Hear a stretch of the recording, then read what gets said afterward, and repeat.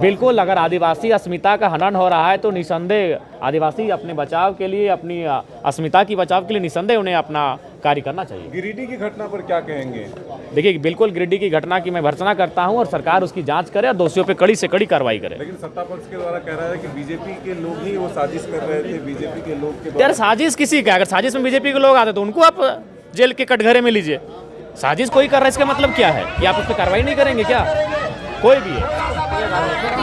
ये अबुआ राज की बात ये सरकार करती है और यहाँ पे आज अगर देखें तो सबसे ज़्यादा शोषण आदिवासियों का पूरे राज्य में हो रहा है और सरकार इसमें किसी भी तरह संज्ञान नहीं ले रही। आज संथाल चले जाइए, बांग्लादेशियों के द्वारा वहाँ पे शोषण हो रहा है, राज्य के और जगहों पे चले जाइए वहाँ पे आदिवासियों का शोषण हो रहा है। तो सरकार को अपना डंडा चलाना चाहिए। जैसे जो दोषी है उसे क्यों आप सराहत दे रहे हैं? आप वैसे लोगों पे डंडा चलाइए। आप यहाँ पे ढेला चल रहा है, पत्थर चल रहा है, ईंटा चल रहा है और आप बैलेंसिंग मोड में हैं, तो वैसे लोगों का आने वाले दिन में और मनोबल बढ़ेगा। इसलिए सरकार किसी भी सूरत में, जब अबुआ राज्य है ये, अब अबुआ सरकार है, तो यहाँ के आदिवासियों की भी चिंता करना आपका कर्तव्य बनता है।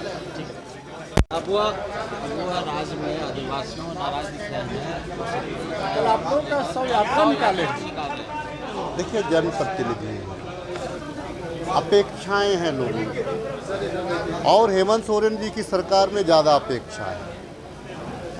हर समुदाय के लोग अपने अपने धर्म की बात करते हैं, तो आदिवासी समुदाय भी अपने धर्म की बात कर रहे हैं और उनको अपेक्षा है कि भाई हमारे 28 एमएलए हैं तो 28 एमएलए इस सिरुमटोली की बात करें। टेक्निकल जो है, टेक्निकल निश्चित तौर से हम लोग को भी थोड़ा उलझन में हम लोग पड़े हुए हैं। उलझन ये है कि जब स्टार्टिंग बन रहा था तो हम लोगों को उसको मॉनिटरिंग करना था। जो फ्लाईओवर बन रहा है कि कहाँ पे मंदिर पड़ रहे हैं, कहाँ पे सरना पड़ रहे हैं, कहाँ पे चर्च पड़ रहे हैं, तो वहाँ पे हम लोगों का मॉनिटरिंग नहीं हो पाया। नोटिस गया, उस पर समाज भी उसको नज़रअंदाज किया, उसको भी समाज। जब 90% हमारा काम हो चुका है उसके बाद ये मामले सामने आ रहे हैं, तो अब इसमें फिर भी सरकार, क्योंकि माननीय मुख्यमंत्री जी खुद संज्ञान में लिए हुए हैं, कोई ना कोई रास्ता निकल जाएगा। वो कितना देखिए, उसके लिए उनका जो चूँकि सांसद है, 3 बार के सांसद हैं, तो जो भी बात कह रहे हैं उनका अध्ययन करने की आवश्यकता है।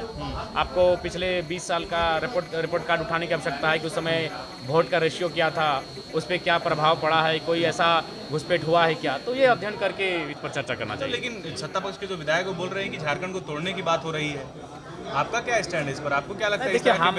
देखिए, बयान का सवाल नहीं है, लेकिन मेरा ये कहना है कि जो लोग अवैध रूप से हैं इस राज्य में, चाहे वो किसी देश के हों या किसी प्रदेश के हों, उन पर रोकथाम लगे। जयराम जी मानते हैं कि बांग्लादेशी घुसपैठ है?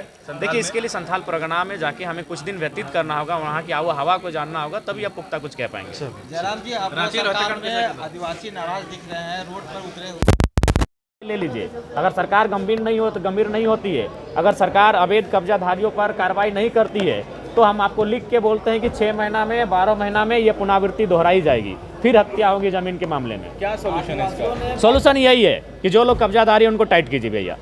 कब्जा करेंगे और यहाँ कब्जा भी करेंगे, यहाँ आदिवासी मूलवासी की छाती में चढ़ के इनका मर्डर भी करेंगे और एक कानून आपको खुली छूट दे के रखेगा, तो टाइट करने की आवश्यकता है। 22 तारीख को आदिवासियों ने बंदी बुलाया है। 22 तारीख को